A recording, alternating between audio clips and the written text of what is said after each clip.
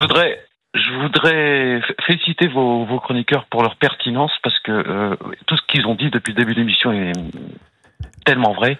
Et surtout Valérie Benaïm qui a fait elle aussi une très belle intervention. Merci beaucoup. Et ça me touche. Alors je vous appelle pourquoi? Parce que moi j'ai été très ému par le témoignage de Judas vendredi. Ah oui, exceptionnel. Oui. Judas, on va le rappeler pour nos auditeurs d'Europe 1. Judas, c'est un étudiant qui nous a appelé, qui nous a dit qu'il pouvait plus aller à la fac, qu'il avait peur d'aller à la fac, que pour lui c'était fini, que sa fiancée aussi n'allait plus à la fac, il est de confession juive, et il nous a dit que c'est pour lui c'était impossible de continuer à étudier en France. Oui, Ludovic. Non mais c'est très grave. Très grave. Très grave.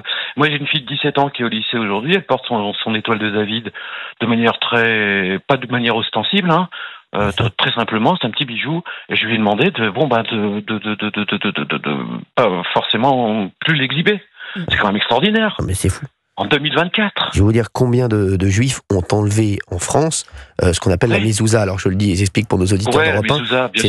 C'était quelque chose qu'on met devant la porte, hein, bien entendu, et qui porte bonheur dans la maison. Et c'est vrai qu'il y en a beaucoup qui l'ont enlevé parce qu'ils ont peur. Ils se disent sinon on va savoir qu'on est juif, donc on l'enlève, vaut mieux l'enlever et il vaut mieux vivre sans. C'est incroyable. Certains vont même jusqu'à changer leur nom quand ils vont demander une livraison de nourriture ou quand ils vont commander un taxi. C'est hyper grave et ça a été même conseillé. Sachez-le, ça a été conseillé.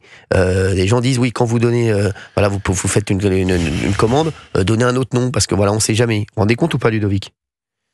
Ah oui, non, mais vous avez une émission qui porte bien son nom. On marche sur la tête, mais je vais même plus loin. On se tape la tête contre les murs en ce moment. C'est quand même absolument inouï. Et puisque l'un des thèmes c'est notamment Mélenchon, on a affaire à un irresponsable. Oui. Irresponsable. Pour des raisons strictement électoralistes, pas autre chose, parce que quelque part il s'en fout. Il est en train effectivement de nous mettre le chaos. Exactement. Il est en train de monter deux communautés, trois communautés. Il est en train de les monter les uns contre les autres. Et effectivement, il va arriver. Vous savez, Cyril, on est sur un point de non-retour. Oui, non mais c'est ça, mais je le sais. Là, c'est extrêmement grave ce qui se passe. Et quand Jean-Luc Mélenchon, quelques jours avant le 7 octobre, demande les gens à aller mettre des drapeaux palestiniens partout dans les facultés, dans les universités, qu'est-ce que ça veut dire? Ça veut dire qu'il veut des affrontements. Il veut des affrontements, il veut le chaos. C'est de la provocation pure et dure. Oui, mais c'est... Et quand j'ai entendu ça, je suis resté... heureusement que j'étais assis, parce que je vous jure, comment un responsable, prétendument responsable politique en France, peut promouvoir ce type de... Et en plus, je veux dire, en plein milieu étudiant, et moi j'ai été étudiant, j'ai vécu des époques aussi où les étudiants sont très manipulés.